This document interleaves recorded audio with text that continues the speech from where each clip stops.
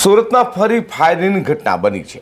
વાત એમ છે કે ડિંડોલી ખાતે આવેલા સુમુખ સર્કલ પાસે સાંઈ શક્તિ સોસાયટીમાં લગ્ન પ્રસંગમાં હવામાં કરાયેલા ફાયરિંગ બાદ મિસફાયર થતાં બે લોકો ઇજાગ્રસ્ત થયા હતા, જે ઘટના સીસીટીવીમાં પણ કેદ થવા પામી છે। સુરતમાં લગ્નના વરઘોડામાં ફાયરિંગ થયું હોવાની વાત સામે આવી છે। 3 રાઉન્ડ ફાયરિંગ થતાં લોકોમાં દોડધામ મચી હતી। બીજી તરફ એવી પણ માહિતી સામે આવી રહી છે કે બે લોકો આ ઘટનામાં ઇજાગ્રસ્ત પણ થતાં તેમને સારવાર હેઠળ ખસેડાયા હતા। સુરતના ડિંડોલીમાં ઘટના બનતા પોલીસે પણ વધુ તપાસ હાથ ધરી છે। ત્યારે પોલીસે આ કેસમાં આસપાસના સીસીટીવીની પણ મદદ લીધી છે। વાત એમ છે કે ડિંડોલી ખાતે આવેલા સુમુખ સર્કલ પાસે સાંઈ શક્તિ સોસાયટીમાં લગ્નનો વરઘોડો જઈ રહ્યો હતો। તે દરમિયાન અચાનક 3 રાઉન્ડ ફાયરિંગ થતાં લોકોમાં દોડધામ મચી હતી। બંદૂકમાંથી મિસ ફાયર થતાં બે લોકો ઇજાગ્રસ્ત થયા હતા અને બંને લોકોને સારવાર હેઠળ હોસ્પિટલમાં ખસેડવામાં આવ્યા હતા। તો કેક શોપના માલિકે આ ફાયરિંગ કરી હોવાની વાત સામે આવી છે।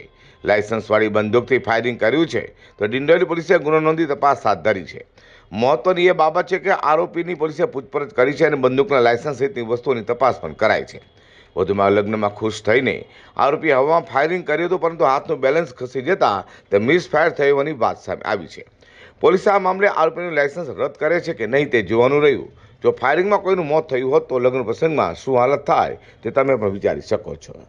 Bureau report G10 news.